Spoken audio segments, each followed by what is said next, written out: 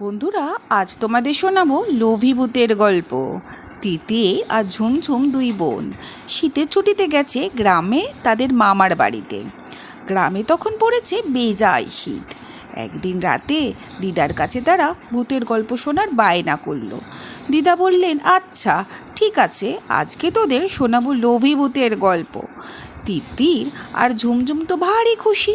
সেদিন ওরা রাতের খাবার দাবার শেষ করে গায়ে লেপ চাপা দিয়ে বলল, কই গো দিদা, এবার শোনাও তোমার লোভী ভূতের গল্প। দিদা তখন শুরু করলো গল্প। সে বলল, অনেক দিন আগের কথা, এক গ্রামে থাকতো একটা ভূত। সে ছিল ভীষণ লোভী। যখনই কোনো খাবারের গন্ধ পেত তখনই সেখানে ছুটে যেত আর চুরি করে খাবার খেয়ে নিত। একদিন ভূতটা এদিক ওদিক ঘুরে বেড়াচ্ছে।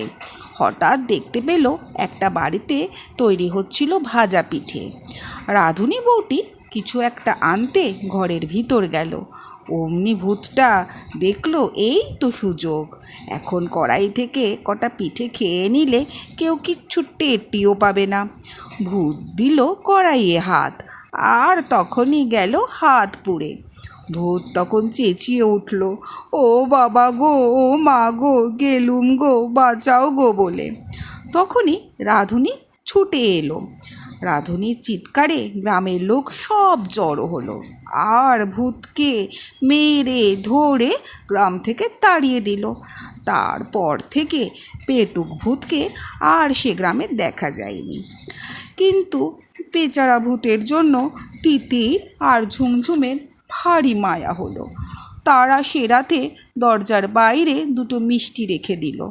যদি ভুল করেও ভূতটা এদিক দিয়ে যায়, তবে মিষ্টিগুলো দেখতে পেয়ে নিশ্চয়ই খুব খুশি হবে। কিন্তু পরের দিন ঘুম থেকে উঠে দেখলো তারা মিষ্টির চারপাশে পিলপিল করছে হাজারো পিঁপড়ের দল। বেচারা লোভী ভূতের আর মিষ্টি খাওয়া হলো না। মিষ্টিগুলো পিঁপড়েরাই সাবার করে দিল।